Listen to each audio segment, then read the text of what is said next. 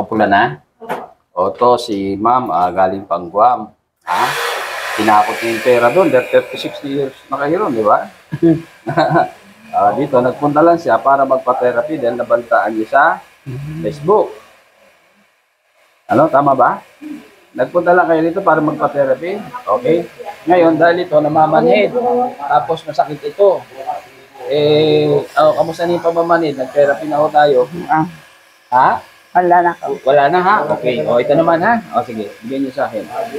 Puro ka kami.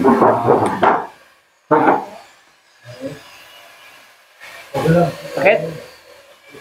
Sakit ba na? Hindi. Okay lang. Masakit. Hindi. Hindi ha? Sandali ha? Sandali lang ha? Ayos ba? Ayos pa yung mga kaso-kaso. Ano? Ha? Ayos pa yung cartilage ha? Mahina lang ang tuhod. Magpapapayat lang kayo. Ha? Kaya nyo magpapayat? Papayat. Diet. Ma-diet ka. Isa pa, tingnan natin to. Dali ha? Masakit dito, masakit. Ayan, masakit. Okay, walang tumutunog. Sige. Gawa ni Mister. Ha? Sige, tayo kayo. Gawa ni Mister. Okay, ganyan ba ang tayo niyo dati? Upo kayo.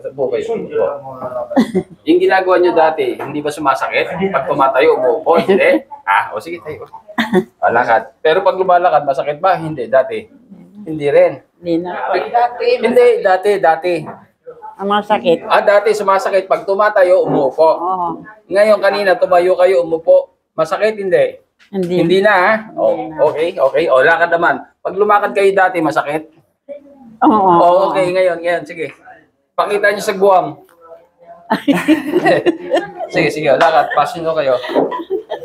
Masakit pa, ha? Hindi. Ha? Wala na. Wala na. Very good, ha? Mayroon ako ibibigay diet, ha? Magpapakasip. Ayos pa yung, ha? Tuhod, ano? Pero maglalaga na kayo ngayon ng paa ng manok. Katidas, ha? Tapos laga-laga hanggang yung buto, sumama na sa sabaw. Kailangan nyo na yun. Halimbawa, iinom kayong tubig, lagyan nyo ng 10 kutsara. Sisinigang kayo. Yung kakainin nyo sila, huwag yung bibigyan sa'yo, lalagyan nyo 10 kutsara. Para ma-build up yung sabaw lang, ha? Yung panang manok, hindi adobo, ha? Pang ano lang, yung sabaw lang. Kung gusto yung adobo, itong panang manok yun. Para matibay kasi ang design natin para sa inyo hanggang 150 years old, eh. Di ba? Para matibay tuhod nyo. Okay? Sige. So, masaya ba kayo? Masaya po ba kayo? Oo. Masaya. Oo, hindi na sayang yung punta nyo rito. Yan layo pa, eh. Ano? Gusto nyo po? Oo, meron tayo dyan, ha? Para lalo kayong lumakas, pampalakas yun. Kasi yung prutas, dapat kinakain natin prutas gulay. Hindi naman natin magawa. Nilagay ko na sa capsule para hindi na kayo maghanap. At superfoods yung nandun, ha? Marami na kaming natulungan dyan. Mapapansin nyo, magsisimulang bumagal ang pagtanda nyo. Ha? Nakakatulong yun kasi may ginseng yun, eh. Anti-aging, ha? Sige, sana yung mister nyo, sinama nyo. Yung father nyo, sinama nyo. Ha? Tapos na po, do? Okay na, ha? Pero babalik siya, ha? Kasi maitim pa yung dugo. Ayan, sasabihin niya, ha? Kasi babalik na pag hindi nalinis yung dugo, gano'n na naman, mga ilang panahon, di ba? Kung nandito siya, samantayin na natin. Tayo, ha? So, wala naman dito na, no? Wala naman. Wala naman nila. Ngayon, meron kang exercise na gagawin. Ano ang unang tinamaan sa'yo? Ito, no? Pareho. Parehas. Okay, ganito, ha? Kukuha ka ng goma. Bibili kayong goma dito, ha? May exercise kayong gagawin. Yung exercise na lakad, okay yun, walang problema. Pero ituunahin nyo muna, ha? Diba? Ganun nga, no?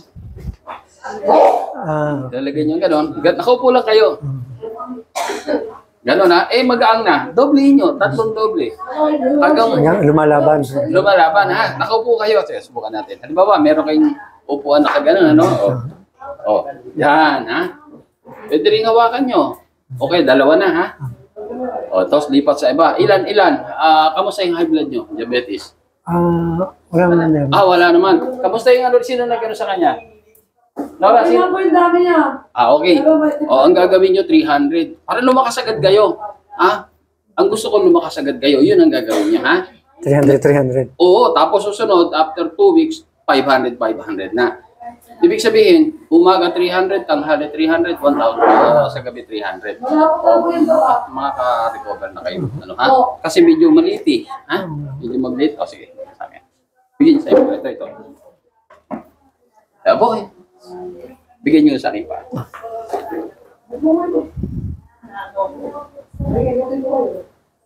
So, malinaw tayo, ha? Yun lang gagawin niya. Okay na maglakad, okay, pero unahin niyo muna yung sinabi ko, ha? Yun nga, medyo masakit yung pagtayo at saka pag-upo. Oo, kasi medyo humina eh. Humina ito, ha? Sige, sandali lang. Sandali. Ako muna. May masakit? Sandali. Huwag niyo ko-try. May masakit? Ano masakit? Ito yung parang... Yan, ha? Nahaguran na ba to? Ganda na po siya. Sige na yan. Ayun natin. Relax. Bigyan niyo sa akin. Ako bahala. May masakit? Asan? Turo niyo. Isang ganito lang. Ayun. Ayan o. Saan? Ayan, doon din. Doon din, ha? Sige, sandali lang. Pause mo muna yan. Kayo ba ay pagod na sa pabalik-balik sa doktor at kakainom ng synthetic na gamot? Abay tara na sa Aviso Wellness Center at alamin ang natural healing power of the body. JR Lovely. Ang lahat ng tao ay nabiyayaan ng natural healing power.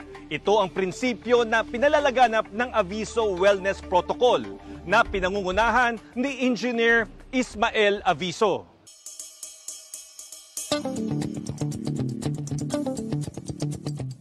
Ayon kay Engineer Aviso, nagkakaroon ng iba't ibang sakit ang tao dahil napabayaan at hindi na gumagana ang ating natural healing power. Ang tao, pag hindi tayo nag-detox, nagbi-build up yung toxic eh.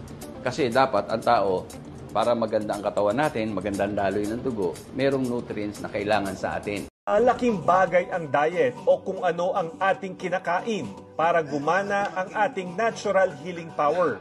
Kaya dapat ang kinakain natin, prutas at gulay, 90 to 95%. 5 to 10% lang ang karne. Pero hindi ko sinasabing masama ang karne. Kailangan yun, pero kailangan ko konsumahin natin. Kasi pang-build up ng muscle yun eh.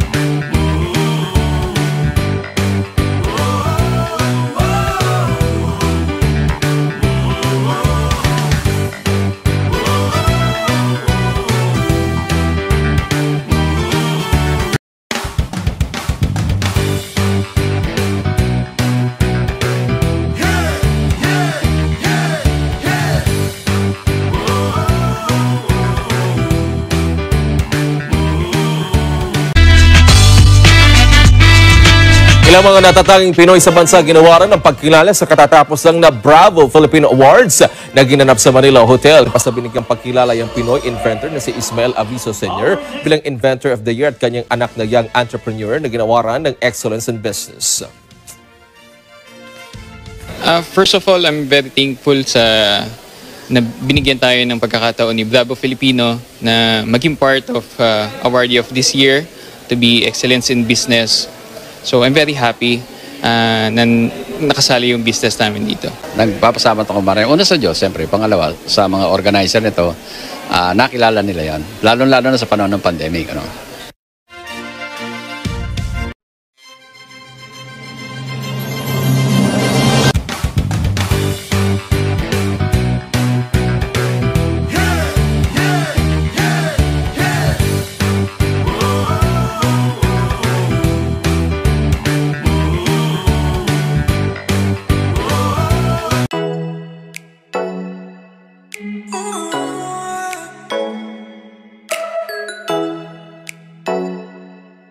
Oh